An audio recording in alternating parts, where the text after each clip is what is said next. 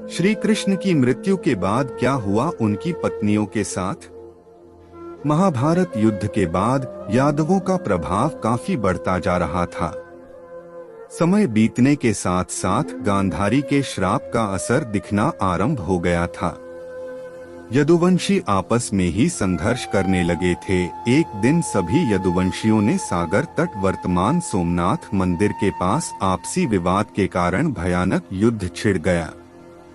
कुछ ही समय में सभी यदुवंशी काल में समा गए। इस स्थिति को देखकर बलराम जी बेहद दुखी हुए और वही सागर तट के पास बैठकर अपने देह का त्याग कर दिया और क्षीर सागर में चले गए। बलराम जी के देह त्यागने के बाद भगवान कृष्ण ने अपनी सारथी से कहा, अब मेरे भी जाने का समय आ गया है, इसलिए मैं योग में लीन होने जा रहा हूँ। द्वारिका में जो लोग बच गए हैं उन सभी से कह दो कि अर्जुन के आने के बाद वह द्वारिका को छोड़कर उनके साथ चले जाएं को, क्योंकि अर्जुन के द्वारका से जाने के बाद मैंने समुन्दर से जो भूमि द्वारिका नगरी बसाने के लिए ली थी, समुद्र उसे डुबो देगा। इसके बाद भगवान श्री कृष्ण योग में लीन हो गए और जरा नामक शिकारी ने भगवान श्री कृष्ण के पैर को मृग की आंख समझकर दूर से बाण चला दिया। इस बाण के लगते हैं भगवान श्री कृष्ण अपना देह त्याग कर बैकुंठ चले गए और जब अर्जुन द्वारिका पहुँचे और सब हाल जाना, तब यदुवंशियों के शव को पहचानकर उनका अंतिम संस्कार किया। अर्जुन ने श्री कृष्ण की पत्नियों को उनके मृत्यु के विषय में कुछ भी नहीं बताया था। वह भगवान की पत्नियों सहित उनकी संतानों और द्वारका में जीवित मनुष्य को लेकर बड़ी ही सावधानी से इंद्रप्रस्थ के लिए निकल पड़े।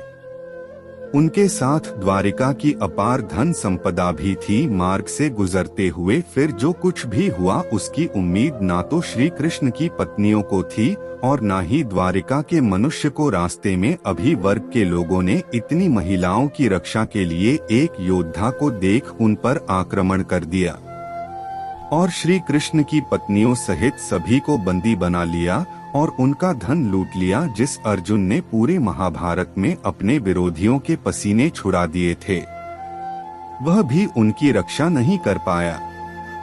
भगवान की इस संसार से जाने के बाद अर्जुन ने अपनी शक्तियां खो दी थी, क्योंकि अर्जुन को जिन कारणों के लिए अपनी शक्तियों का उपयोग करना था वह अब पूरे हो चुके थे।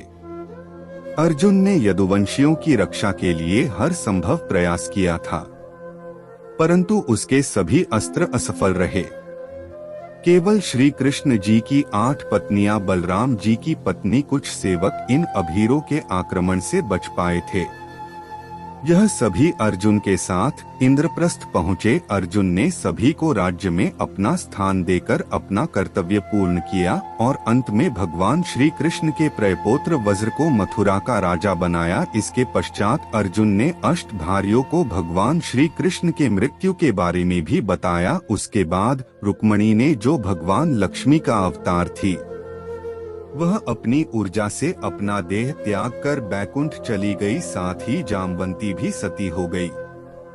सत्यभामा सहित अन्य पत्नियां वन में तपस्या के लिए चली गई। यह सभी केवल फल और पत्तों के आहार पर जीवित रहकर भगवान श्री हरि की आराधना करती रही और समय आने पर भगवान श्री हरि में ही विलीन हो गई।